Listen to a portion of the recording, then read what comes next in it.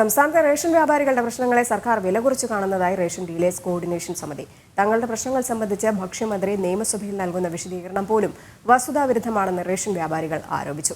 അതേസമയം വിവിധ ആവശ്യങ്ങൾ ഉന്നയിച്ച റേഷൻ വ്യാപാരികൾ പ്രഖ്യാപിച്ച 48 മണിക്കൂർ രാപ്പകൽ സമരം തുടരുകയാണ്. റേഷൻ വ്യാപാരികൾ കടുത്ത സാമ്പത്തിക ബുദ്ധിമുട്ടുകൾ അനുഭവിക്കുന്നുണ്ട്. സംസ്ഥാനത്തെ 3000-ഓളം റേഷൻ വ്യാപാരികളുടെ വരുമാനം 10,000-ൽ താഴെ മാത്രമാണ്. കോവിഡ് കാലത്ത് ജോലി ചെയ്തതുമൂലം മരണപ്പെട്ട 60ഓളം റേഷൻ വ്യാപാരികളിൽ കേവലം 5 പേർക്ക് മാത്രമാണ് ഇൻഷുറൻസ് പരിരക്ഷ ലഭിച്ചത്. എന്നാൽ ഇതൊന്നും കണ്ടില്ലെന്ന് നടിക്കുകയാണ് സംസ്ഥാന സർക്കാർ. പലർക്കും ക്ഷേമനിധി തുക പോലും ഇതുവരെ ലഭിച്ചിട്ടില്ലെന്നും റേഷൻ ഡീലേഴ്സ് കോർഡിനേഷൻ സമിതി കുറ്റപ്പെടുത്തി. കേരളത്തിലെ ധനവകുപ്പ് വിചാരിച്ചാൽ മാത്രമേ എന്തെങ്കിലും ചെയ്യാൻ കഴിയുള്ളൂ. ബഹുമാനപ്പെട്ട മുഖ്യമന്ത്രി ഇക്കാര്യത്തിൽ ഇടപെട്ടുകൊണ്ട് ഞങ്ങളെ ഈ സമരത്തിന് ഒരു സമാപനം ഉണ്ടാക്കണം.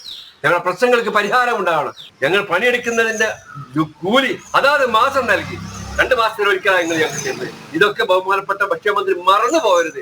ഈ കേരളത്തിലെ 95 ലക്ഷം കുടുംബങ്ങളെ നേരിട്ടറിയുന്ന, അവരുടെ പ്രശ്നങ്ങൾ അറിയുന്ന ഞങ്ങളെ ബഹുജന മധ്യത്തിൽ മോശക്കാരാക്കരുത് എന്ന് ബഹുമാനപ്പെട്ട മന്ത്രിയോട് വളരെ താഴ്മയോടെ അപേക്ഷിക്കുകയാണ്. അതേസമയം വേതന പാക്കേജ് കാലാനുസൃതമായി പരിഷ്കരിക്കുക, KTPDS നിയമാവലിയിലെ അപാകത പരിഹരിക്കുക, കിറ്റ് കമ്മീഷൻ നൽകുക, ക്ഷേമനിധിയിലെ സർക്കാർ വിഹിതം ഉറപ്പാക്കുക തുടങ്ങിയ ആവശ്യങ്ങൾ ഉന്നയിച്ച് റേഷൻ വ്യാപാരികൾ നടത്തുന്ന 48 മണിക്കൂർ രാപ്പകൽ സമരം ഇന്ന് തിരുവനന്തപുരത്ത് ആരംഭിക്കും. ഭക്ഷ്യമന്ത്രി GR അനിലും ധനകാര്യമന്ത്രി KN ബാലഗോപാലും നടത്തിയ ചർച്ച പരാജയപ്പെട്ടതിനെ തുടർന്നാണ് സമരവുമായി മുന്നോട്ടു പോകാൻ റേഷൻ വ്യാപാരികൾ തീരുമാനിച്ചത്.